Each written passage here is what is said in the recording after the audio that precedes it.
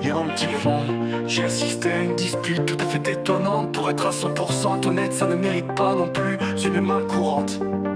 Mais la scène qui s'est déroulée sous mes yeux était vraiment écœurante, quasiment dans la catégorie tournante et à coup sûr dégoûtante et révoltante. Deux types se disputaient et n'arrivaient pas à se dire qu'ils étaient homo. Il n'y a pourtant aucune raison de le cacher, il paraît que ça arrive à de nombreux animaux. D'ailleurs, ces deux-là se comportaient comme de vrais chameaux, avec toutefois une envie manifeste de sucer autre chose que des esquimaux. L'un des deux faisait mine de partir tout en revenant sans cesse, dans le but que son interlocuteur revoie ses ambitions de baise à la baisse, que de lui-même à la fin il se confesse en écartant les fesses. À mon avis tout ça ne finira pas en grossesse, mais plutôt en abus de faiblesse. Faut qu'on échange en vocal, on peut pas se quitter comme ça. Je te promets de tout donner à l'oral, tu verras, tu le regretteras pas. Je ne sais pas, je te trouve un peu banal en plus, tu sais bien qu'en ce moment je fais ça.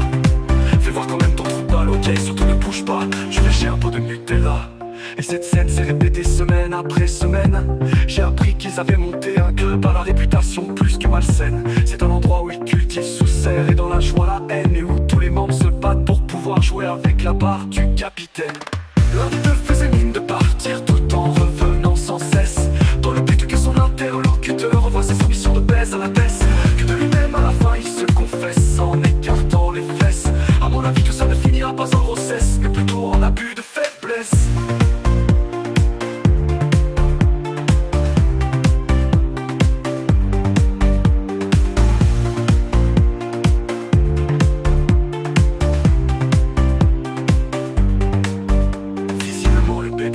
C'est vraiment trop leur truc.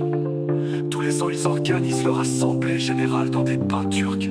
Il y a même un concours de beauté avec défilé en maillot de bain et perruque. Comme pour le papy, ils attendent la fumée blanche pour savoir à qui un pervers va péter le hu. Comme je vous le dis, moi je ne juge pas ce groupe d'épaves. Y a pas de problème si ces tarés ont besoin de vivre comme des esclaves. Avec eux ça ne sert à rien de gaspiller sa bave, mais je vous le dis, si l'un d'entre temps tu m'approches, direct je le marave.